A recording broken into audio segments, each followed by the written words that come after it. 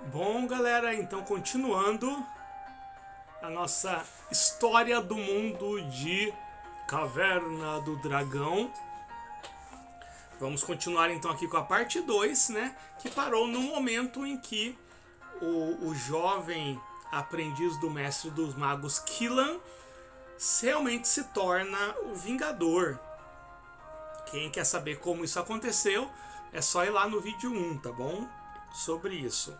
Então ele se torna o Vingador, que fez aquele pacto com aquele cujo nome não deve ser dito, e ele monta a sua própria fortaleza num local chamado a Cidadela das Sombras.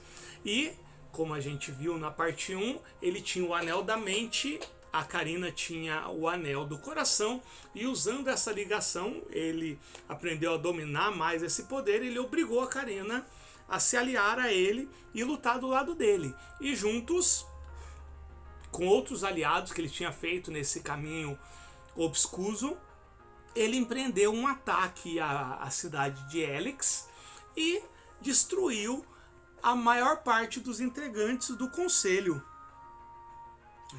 Então a maioria dos magos ficaram mortos ou muito feridos. Ele conseguiu pegar a pedra que mantinha a vida da maioria desses magos. E nesse ponto, realmente o poder que mantinha o equilíbrio no reino foi desfeito. E aí é nesse momento que começa aquilo que é conhecido como a Idade das Trevas, ou a Era das Trevas no reino. Logo, reinos vizinhos, vilas, cidades próximas ficaram sabendo desse ataque e começaram a montar um grande exército para enfrentar o Vingador. E junto com esse grande exército também estavam os Cavaleiros Celestiais. E montou-se um cenário de guerra aí, que acabou ficando conhecido como a Grande Guerra.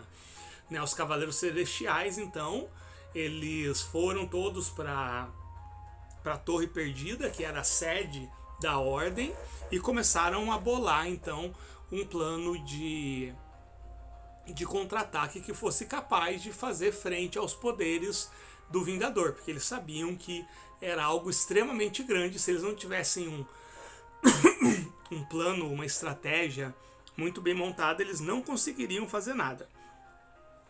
Nesse momento, o Vingador ele faz uma traição. Nesse momento, o Vingador ele trai aquele cujo nome não deve ser dito antes desse conseguir se manifestar no nosso plano material, no nosso que eu digo do reino, e aprisiona aquele cujo nome não deve ser dito dentro de uma estrutura parecida com uma caixa, que era conhecido como a caixa Balefire. E assim ele se torna o poder mais destrutivo daquele reino, e realmente o prognóstico assim de vencer o Vingador realmente fica muito difícil. Ele não conseguiu então se livrar do que viria a se tornar o Mestre dos Magos que a gente conhece no desenho, que ele era bem poderoso e conseguiu manter para si a pedra, mas o Vingador não se preocupou muito porque ele sabia que o Mestre dos Magos ele ainda estava condicionado ao juramento de não interferência. Não importasse o que acontecesse, os eventos e tudo mais, o juramento ele não podia ser quebrado, de não interferir e de também não dar respostas sobre questões vitais que poderiam de alguma forma decidir o rumo da civilização. Ele poderia dar indicações, pistas. Então foi assim que se configurou a Grande Guerra. Então a resistência começou a se preparar. As vilas começaram a fazer esse exército. A cidade fortificada de Tardos enviou um contingente enorme. E aí nós tivemos também o exército de Turod e junto os Cavaleiros Celestiais. E todos esses exércitos se encontraram em um lugar de incrível beleza que futuramente ficaria conhecido como Vale do Observador. Antes do Observador, que é uma criatura maléfica que transformou o lugar num deserto árido, era um lugar de grande beleza. E foi lá que eles marcharam, que se encontrou os exércitos que estavam se preparando junto com os Cavaleiros Celestiais e juntos, em grande número, partiram para Helix.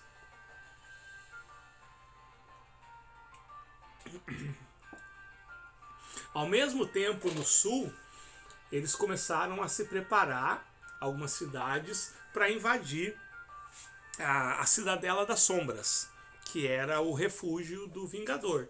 Então, por mais que o Vingador fosse poderoso, havia um plano de enfrentamento que era coordenado e que realmente, por mais poderoso que ele seja, ele não seria páreo, porque eles estavam trabalhando em várias frontes, né? Então, nesse momento, o Vingador ele começa a usar o conhecimento que ele tinha dos portais, que o Conselho dos Feiticeiros tinha desenvolvido há muito tempo atrás, e ele começou a ir para outros planos e trazer aliados. Então acredita-se que os orcs e os homens lagarto tenham vindo de outro mundo convocados pelo próprio Vingador, né? Daí essa aliança que existe, que nós podemos ver ao longo de vários e vários episódios.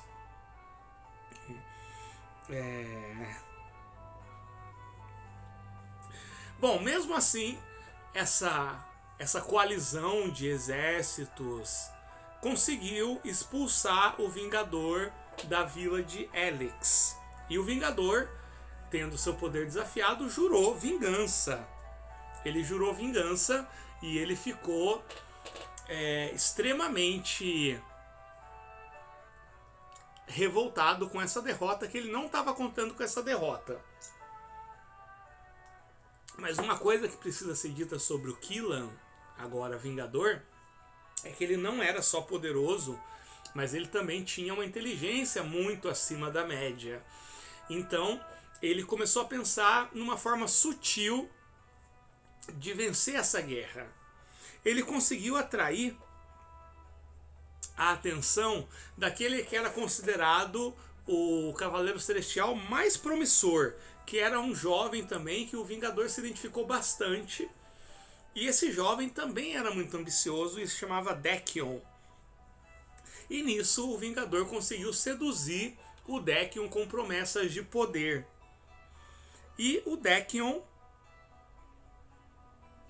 em troca disso, se comprometeu a conduzir os Cavaleiros Celestiais até uma armadilha onde o Vingador os pegaria desprevenidos. E assim, graças a esse acordo entre o Dakion e o Vingador, os Cavaleiros Celestiais infelizmente foram destruídos. O Vingador, sabendo da personalidade do Dakion e reconhecendo no Dakion muito dele mesmo, ele sabia das potencialidades e pensava que o Dakion no futuro poderia se tornar um problema para ele. Então ele trai o Dakion e amaldiçoa o Dakion também. E isso você pode ver em alguns episódios, né? Todas essas histórias aí do Dakion, ele aparece lá, muito interessante. Por fim, o Vingador, ele decide traçar um novo plano para eliminar a resistência das cidades e dos reinos de uma vez por todas. Ele percebeu que os orcs e os homens lagarto que ele tinha convocado não eram suficientes para fazer frente a esses exércitos. Ele precisava de criaturas mais poderosas. Então, utilizando a capacidade mágica dele, ele convocou os dragões. Ainda não se sabe exatamente de onde vieram os dragões e também não se sabe se ele convocou apenas ou se ele os controlou. Algumas teorias dizem que os dragões também vieram de um desses portais, vindo de outros mundos, né? E outros dizem que não, os dragões eles estavam adormecidos em algum lugar do reino e que foram despertos pelo Vingador. Isso fica em aberto, mas fato é que os dragões vieram e realmente dessa vez o ataque foi absurdamente mais poderoso, né? E que realmente os exércitos não estavam preparados para isso. E a única resistência foi um mago, um dos poucos sobreviventes do Conselho dos Feiticeiros, que era o Mago Merlin.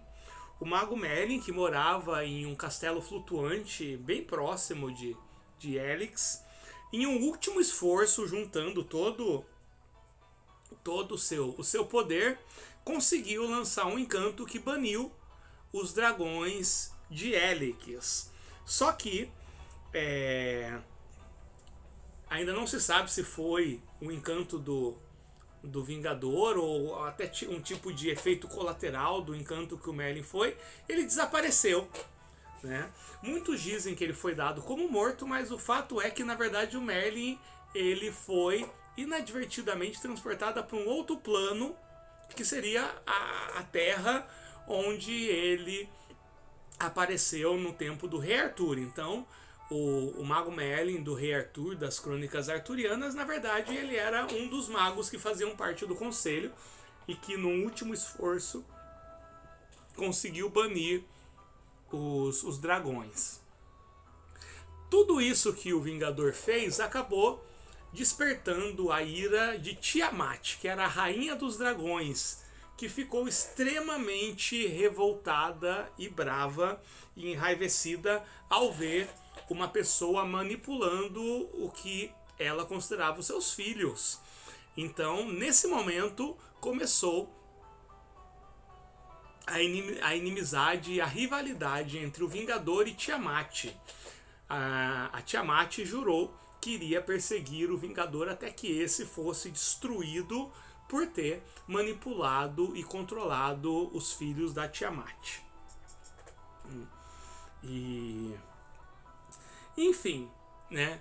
Dentre tudo isso, o reino se desfez, as vilas, as cidades se tornaram lugares perigosos, desertos, várias criaturas começaram a habitar os pântanos, as florestas, e no fim da guerra o Vingador voltou para a Cidadela das Sombras, que não havia caído, né, com o ataque dos Reinos do Sul, e os Reinos do Sul também estavam totalmente destruídos e apenas o caos imperava, né? E os exércitos dos orcs, que eram controlados pela Carina, acabaram devastando todas as terras, e o reino se tornou um lugar muito inóspito e muito perigoso. Mas esse ainda não é o fim da história, a gente vai ver mais na parte 3 dessa recapitulação.